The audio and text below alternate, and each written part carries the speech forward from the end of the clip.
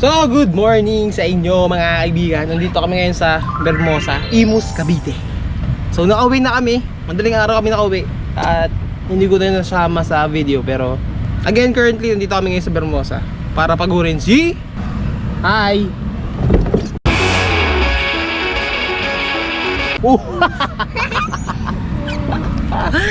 Para pagurin si Ellie kasi ngayon lang tumirik yung araw at humupa yung ulan. So, masaya naman siya.